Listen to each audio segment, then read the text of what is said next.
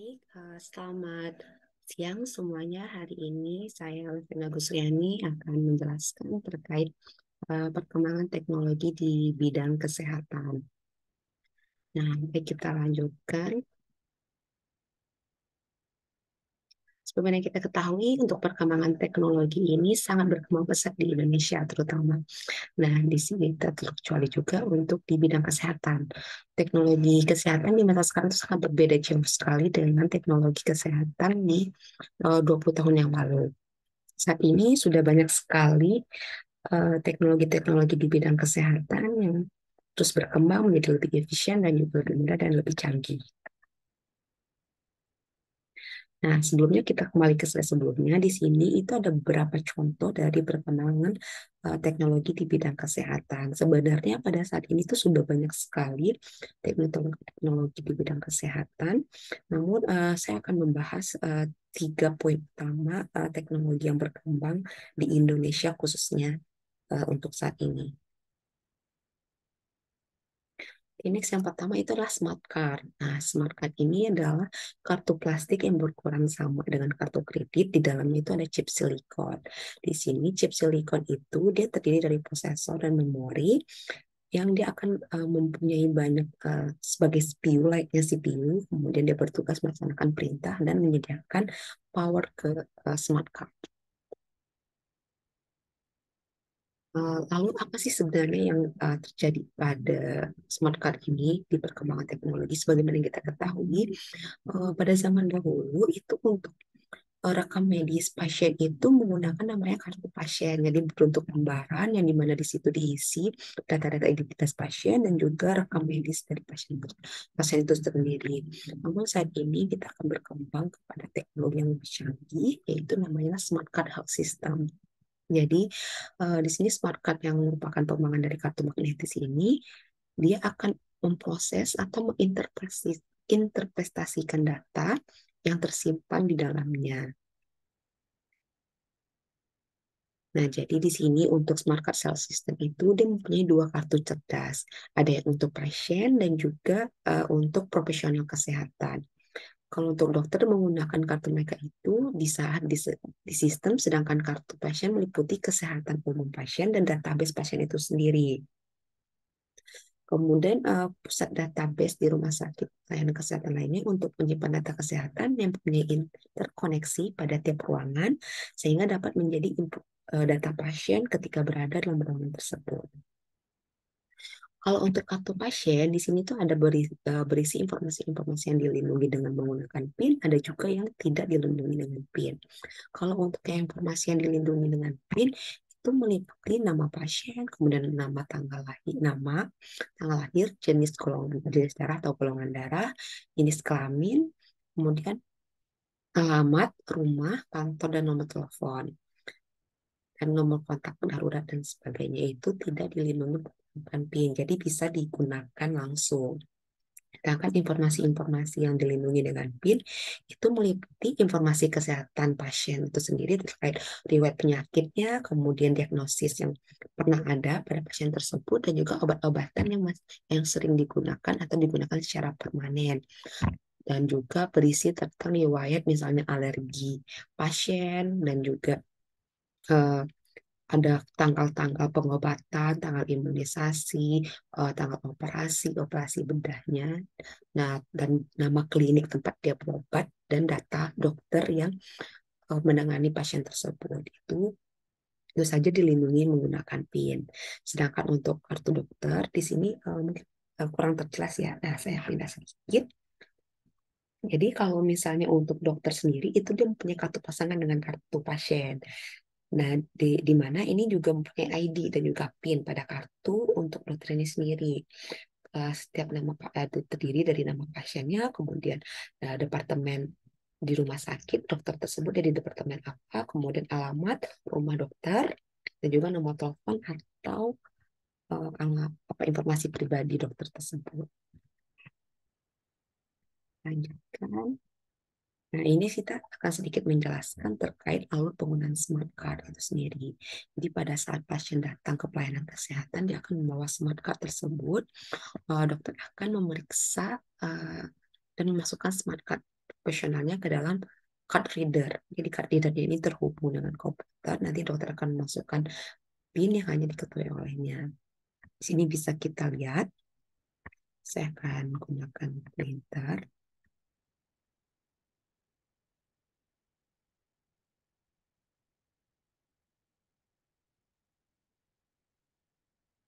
Oke, yang seperti printer di sini. Jadi pada awal kedatangan, jadi ini di sini untuk data dokter. Di sini dia akan mentransfer data. Nah, di sini ada terjadi transmisi data. Jadi dari berasal dari database rumah sakit itu akan muncul semua data-data yang diinginkan, yang dapat dilihat bagaimana riwayat pengobatan dari pasien seperti itu. Nah, setelah pasien memasukkan smart card milik cardnya ke ID yang terhubungkan ke komputer, kemudian dia akan memasukkan PIN yang hanya diketahui oleh pemilik tersebut. Nah, di sini tadi misalnya informasi-informasi mana saja yang bisa dilihat dengan menggunakan PIN dan informasi mana saja yang tidak dapat dilihat dengan menggunakan PIN. Ini juga seperti alur yang bisa kita lihat. Ini ada cardnya, kemudian nanti pasien akan transport data di namanya card accepted device. Nanti akan ditransmisi dan akan diinterpretasikan datanya. Nah, di sini itu penjelasan secara langsung. Jadi apabila misalnya PIN-nya sudah terbaca dengan baik, maka akan terlihat sejarah ringkas dari pasien, rekam medisnya.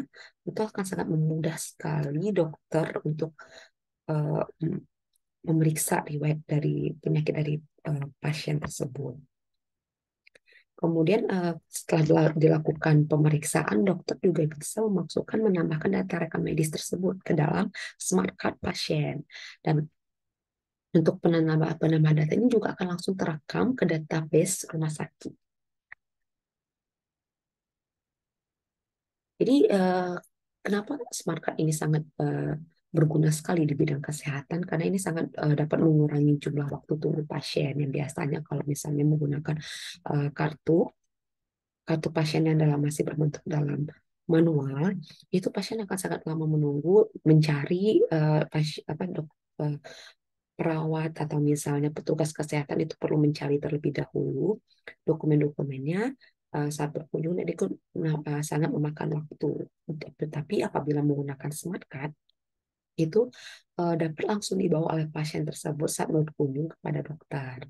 Selain itu, smart card juga memungkinkan dokter dan pasien untuk memotong dokumen, jadi tidak membunuhkan dokumen dan langsung ke penerimaan perawatan medis. Juga memungkinkan dokter memperoleh banyak informasi, riwayat kesehatan dan pengobatan pasien, serta juga dapat memperbaharui data kesehatan pasien. Mengapa demikian? Karena sebenarnya kalau kita menggunakan rekam medis yang berbentuk manual itu ada kemungkinan seperti hilang dan juga tercecer. Nah, namun apabila menggunakan smart card, semuanya itu sudah ada di dalam smart card tersebut, sehingga dokter itu sangat mudah untuk mengecek riwayat kesehatan dari pasien. Selain itu, smart card ini dapat juga berintegrasi dengan komputer, tunjukkan dengan memungkinkan akses ke asuransi dan juga penyedia pelayanan kesehatan lainnya. Jadi sifatnya ini lebih ke informatif. Ini salah satu contoh smart card yang sudah ada di Indonesia, itu yang digunakan di Rumah Sakit Fatmawati. Jadi sudah mulai menggunakan smart card dan smart card. Selanjutnya kita akan membahas terkait telemedicine. Nah, telemedicine ini itu sangat banyak sekali digunakan eh, di saat ini. Sudah banyak sekali perusahaan-perusahaan yang mengandalkan teknologi telemedicine. Jadi telemedicine ini merupakan suatu aplikasi pengobatan klinis yang pengembangannya memanfaatkan telepon, internet, dan juga jaringan komunikasi lainnya untuk mentransfer informasi medis. Telemedicine ini banyak digunakan untuk konsultasi-konsultasi kesehatan, namun tetap mengacu kepada prosedur-prosedur medis, dan juga ini banyak sekali digunakan di tempat terpencil. Kita lanjutkan saja di sini untuk konsepnya. Jadi kalau konsep dari telemedicine itu sebenarnya ada dua, ada real time dan juga store and forward. Jadi kalau real time ini itu adalah telemedicine yang bisa berbentuk sederhana yang langsung gitu ya. Jadi penggunaannya menggunakan telepon atau perangkat kompleks lainnya. Sedangkan store dan forward ini mencakup pengumpulan data medis, pengiriman data ke seorang dokter pada waktu yang tepat untuk evaluasi offline. Nah, ini contoh-contohnya kalau untuk teknologi perangkat keras telemedicine itu biasanya menggunakan jaringan komputer internet, satelit, handphone, play device, teknologi multimedia. Kalau untuk teknologi perangkat lunak telemedicine itu menggunakan teknologi chatting atau conference yang biasanya kita kenal seperti Halodoc, kemudian pengolahan cipta, teknologi pemanfaatan, dan teknologi multimedia. Nah, selanjutnya yang ketiga itu yang sangat sering sekali kita temukan di sini, apalagi digunakan oleh perangkat-perangkat perangkat-perangkat elektronik lainnya yang sudah banyak mengembangkan seperti Apple, kemudian Samsung itu adalah produk kesehatan wearable. Jadi contohnya itulah smartwatch ya yang telah merupakan salah satu perangkat wearable paling populer di industri perawatan kesehatan. Jadi di sini mereka memiliki kemampuan untuk merekam misalnya kesehatan dari pengguna dari mulai dari pola tidur, tekanan darah, saturasi oksigen dan juga sampai ke elektrokardiogram. Selain dari wearable ini juga ada perangkat-perangkat lainnya seperti ada pakaian pintar, juga cincin pintar dan alat bantu dengar yang juga semakin populer dan terbukti semakin berguna dalam mengumpulkan data-data penelitian klinis. Ini sudah banyak sekali berkembang di Indonesia. Selain itu juga banyak perkembangan-perkembangan kesehatan lainnya, teknologi kesehatan lainnya itu seperti layanan kesehatan mental itu adalah sebuah aplikasi yang digunakan untuk mengetahui kesehatan mental. Kemudian ada aplikasi lifestyle juga dan paling pertama yang sangat populer saat ini itulah AI. AI itulah artificial intelligence yaitu dalam bentuk virtual. Nah, kemudian teknologi MMI, ada 3D printing dan juga ada obat presisi. Ini merupakan suatu perkembangan teknologi yang sangat berkembang sekali saat ini, terutama di masa pandemi, karena adanya keterbatasan selama di masa pandemi.